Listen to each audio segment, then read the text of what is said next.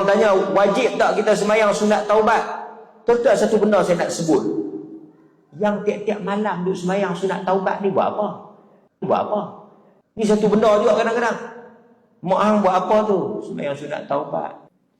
Hai, tiap-tiap malam sembahyang sunat taubat ni dosa apa, Pak? Ni dosa apa, Pak? Dosa ngabang. Sunat taubat ni kita buat bila kita buat manalah tahu dulu kita dah buat dosa, buat pilah. Manalah tahu, manalah tahu, tak tahu ada. Manalah tahu, tak tahu ada. Ulama ni bukan berkira andaian. You buat, you. Sembahyang taubat ni bukan tahajud. Sembahyang taubat ni bukan tahajud. Tiap-tiap malam tahajud, yes, setiap malam. Ni taubat tiap-tiap malam. Buat dosa apa? Buat dosa apa? Hari ni saya berjudi. Esok saya minum arak. Tak payah buatlah. Tak payah buatlah. Tak payah buatlah. Dia kata saat lagi nak bangkit malam-malam tak tahu pula nak sembahyang apa.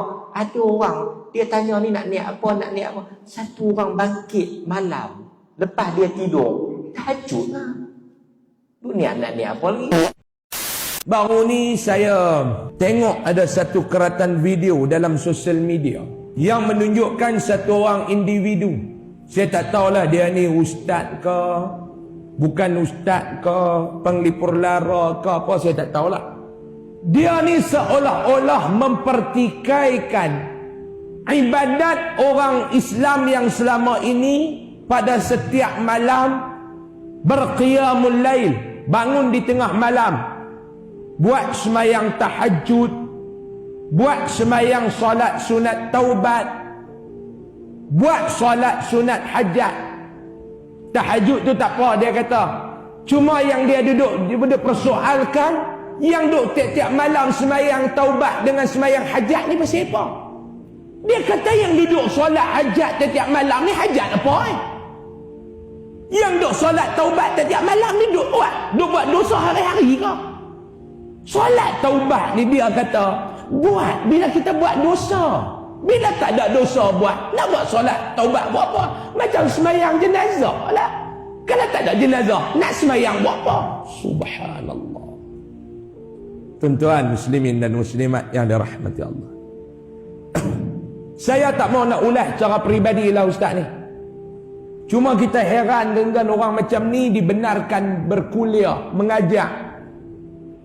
Dan kita bukan nak menuduh dia ni apa sesat apa. Kalau video itu disunting dengan cara yang tidak betul, silakan dia membuat penjelasan balik.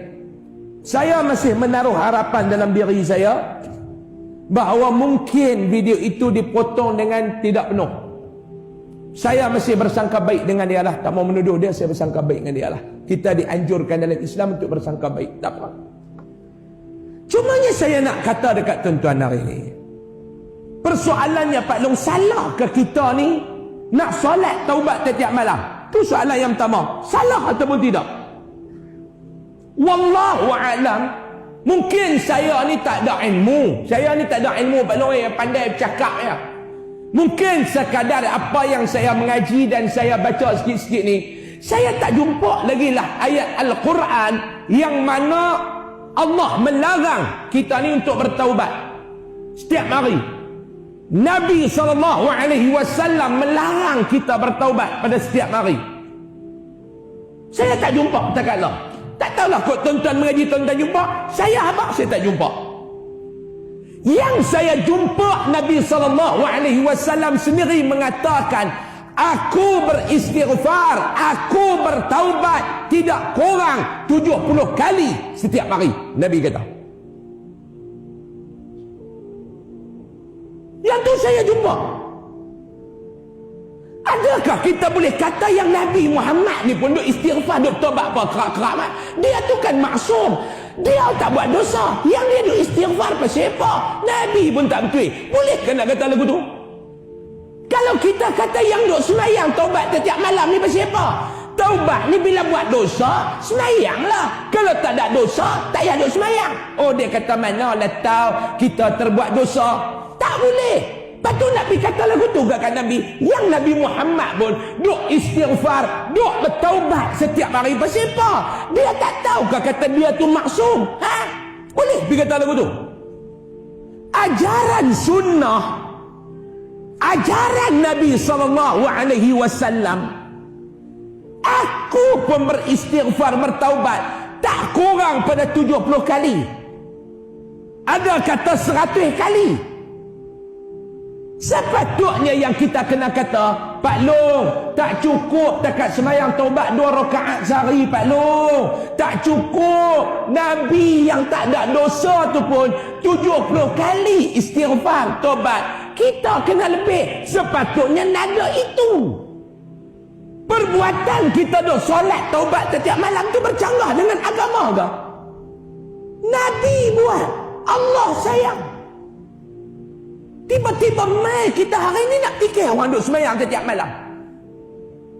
Kalau kita belajar kepada tasawuf, Imam Al-Ghazali rahimahullah ta'ala buka dalam kitab Riyadhus Salihin, bila cerita tentang keampunan ni, apa yang sebut?